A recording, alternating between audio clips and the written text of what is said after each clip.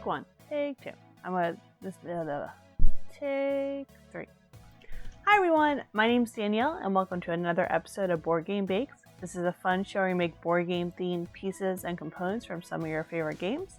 This week we're going to do something a little different. It's actually going to be part of a 3-part series because I made a 3-tiered cake for one of my favorite game stores moving to a brand new location. So there's one layer that's a die, one's Battlestar Galactica, and one's a puzzle box. This week we're going to focus on the die and we're going to make a special mirror glaze. Let's get started.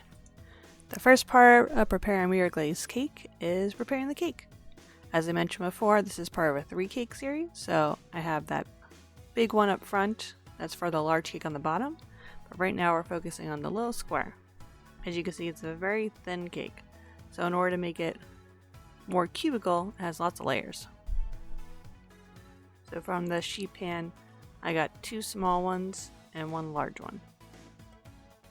Now it's time to stack it. I put a little icing on the bottom to make sure it stays stuck. One of those words. And then I'm just laying it. I made it peanut butter buttercream frosting. So I try to do a thin layer in there so this way it's not too overwhelmingly sweet, but still a lot of icing.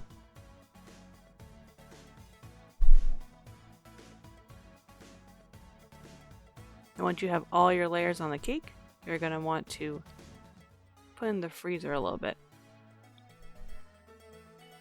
Okay, so now it's chilled a little bit, and I'm using a serrated knife to cut the edges to make it all straight, so it could be as dice-like as possible. And now I'm doing a crumb coat, so this way hopefully when I try later, I'll just be able to smoothly put icing on it. This is still one of the points where I'm working on it.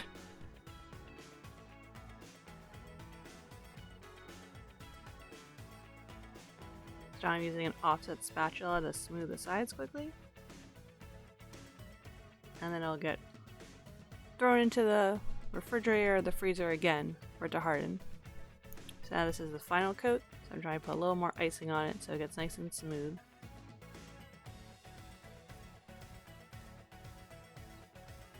I put mine on a regular plate so that it's able to be easily transported from the fridge and back.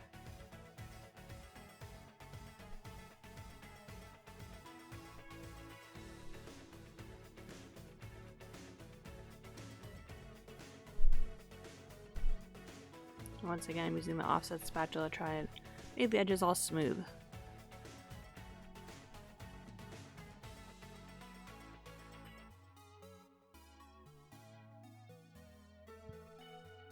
Here are the ingredients that you're going to need to make the mirror glaze. I halved the recipe I found.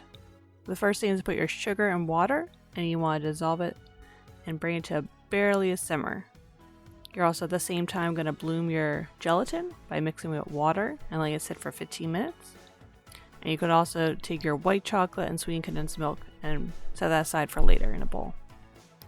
Once your sugar is barely simmering, you add the bloomed gelatin and you can turn the heat off. You want to stir until it's dissolved.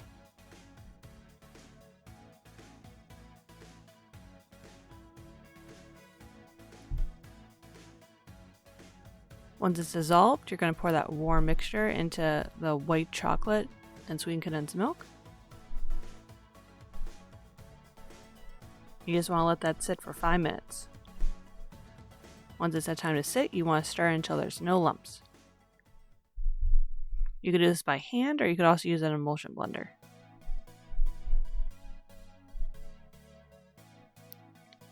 And now I'm using a strain to make sure any of the bits go into the sieve instead of into the mixture. And I have multiple bowls because I'm going to do different colors.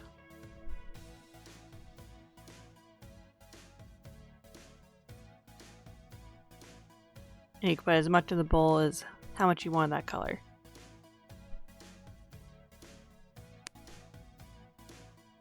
Now I'm adding my different gel colors to the different bowls.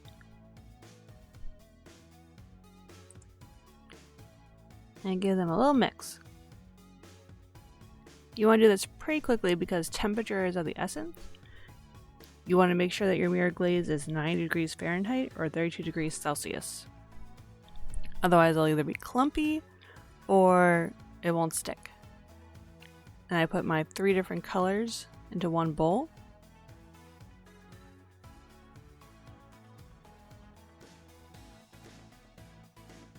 And give it a quick stir to mix them together. Now it's time for the best part, pouring it over the cake. And since it's the right temperature, it's dripping off the sides but still sticking to the cake. You want to make sure your cake is nice and cold. You should put it in the freezer beforehand.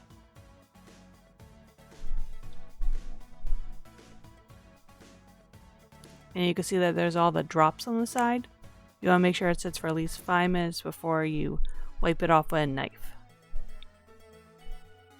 And it's nice and shiny.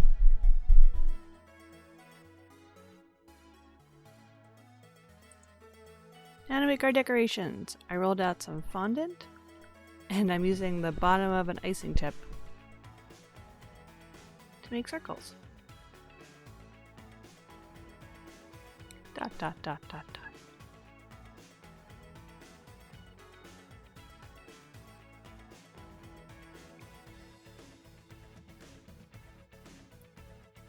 This is to make my logo. I just wanted to make sure that I had the right size before I started drawing my logo.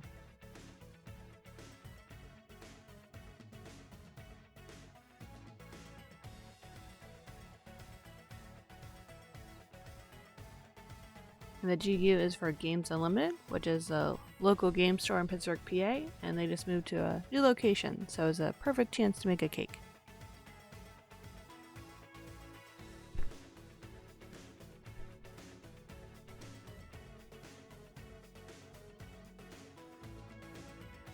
And I decided I was just gonna go around it instead of trying to cut out the individual pieces.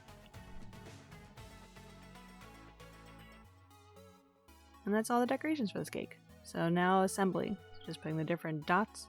I decided to make the Games Unlimited logo be the 6. Dot, dot, dot.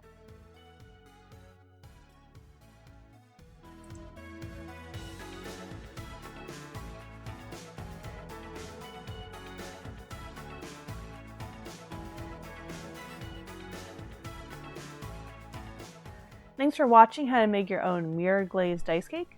I did a logo from the game store around me, but you could always do a different logo, or you could just do 6 dots. No one's gonna judge. If you're gonna click below and subscribe, so this way you can see when the other tiers of the cake come out. Thanks for watching. Keep playing games and keep them sweet. Bye!